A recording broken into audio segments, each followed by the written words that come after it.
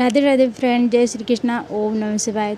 तो आज हम जानेंगे कि सावन मास में पार्थिव शिवलिंग बनाने का कितना बड़ा महत्व है और कितना बड़ा पुण्य फल मिलता है। ठीक है, तो वीडियो में अंत ज़रूर बनी रहिएगा। ठीक है, वीडियो को छोड़ के मत जाइएगा, नहीं तो आपको कुछ पता नहीं चलेगा। ठीक है, तो सबसे पहले हमें पार्थिव शिवलिंग बनाने के लिए सावन मास में जो शुभ मुहूर्त होता है, सावन मास में पार्थिव शिवलिंग का सबसे पहले तो आपको स्नान दान करना है सुबह ब्रह्म मुहूर्त में। ठीक है, इस बात का ज़रूर ध्यान रखना है आपको।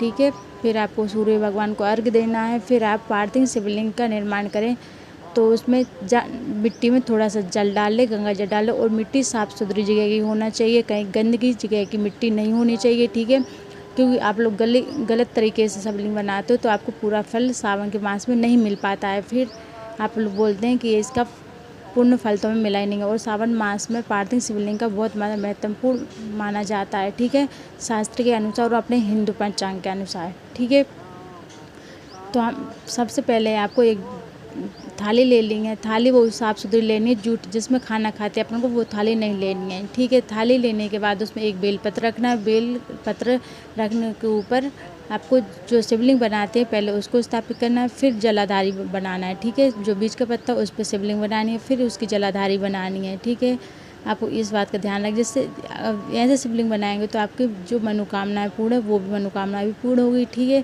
फिर इस नियम को आप सावन मास में महीने भर बना सकते तो महीने भर बना लीजिए। अगर आप डेली ऐसे शिवलिंग नहीं बना सकते तो आप आपके पास बेलपत्र का पेड़ हो, समी पेड़ हो, वृक्ष का पेड़ हो, आपके पास जो भी फूल हो, बंगले मतलब जो गमले होते हैं उसमें फूल लग रहे हैं या खाली भी हो, तो आप वैसे जैसे ऐसे नहीं बना के तो और सरल तरीके से बना सकते हैं। ऐसे गमले में मिट्टी भरी हो तो बस आपको मिट्टी में थोड़ा सा जल डालना है, ऊपर ही थोड़े उठा देना है, क्या कहते मिट्टी को उठा देना है, फिर वो शिवलिंग के आकार आपको शिवलिंग का आकार दे देना है। ठीक है, तो उसमें बहुत सरल और जल्दी बन जाएंगे और पार्थिव शिवलिंग की पूजा भी जल्दी हो जाएगी। ठीक है, आपको इस तरीके से कर लेना है पूजा।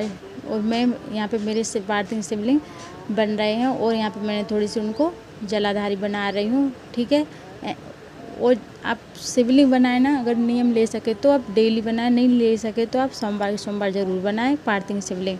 ठीक है, वैसे हमारे यहाँ तो 12 महीने का नियम है, कोई ना कोई ज़रूरी बनाता है हमारे घर में। ठीक है, तो आज ये बनाने थे मुझे, क्योंकि आज मेरे भाई साहब जी जो मेरे जेठ जी हैं वो बनाते हैं, तो आज वो कुछ काम में बिजी हो गए, तो इसलिए आज मैंने ही पार्थिव शिवलिंग बना लिए।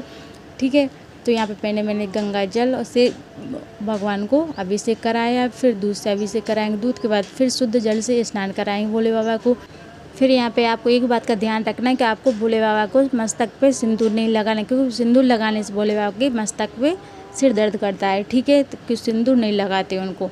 आप यहाँ पे पीला चंदन, सफ़ेद चंदन, अष्टगंध चंदन और लाल चंदन आता है लकड़ी वाला, वो भी लगा सकते हैं आप। ठीक है, बाकी सब लगा सकते हैं, बाकी एक चीज़ नहीं लगानी है आपको, सिंदूर का तिलक महादेव को त्रिकुंड नहीं बनाना है। ठीक है, फिर आपके पास क्या कहते हैं उसके बाद धतूरा चढ़ा दीजिए, समी पत्र, बेलपत्र और एक चावल सेंगा, वो भी आका चावल चढ़ाना है आपको। सेंगा चावल, टूटा हुआ चावल खंडित माना जाता है, जो भोले बाबा स्वीकार नहीं करते हैं। ठीक है, तो आप भोले बाबा को एक नियम जरूर बनाएं सावन के मास में, या एक धतूरा, एक बेलपत्र, एक समी पत्र, या एक गुलाब का फूल, या एक गुलाब की पत्ती, उससे भी बहुत बड़ा महत्वपूर्ण माना जाता है। ठीक है, आप भोले बाबा को एक कुछ भी चीज़ चढ़ा देंगे उसमें वो प्रसन्न हो जाते। वैसे तो उनको एक लोटा जल चढ़ा दो, उसमें वो खुश रहते, वो प्रसन्न रहते, जल्दी से प्रसन्न हो जाते हैं भोले बाबा। ठीक है, फिर आप यहाँ पे खास कर आप पीले फूल चढ़ाएं तो और ज़्यादा अच्छी बात है।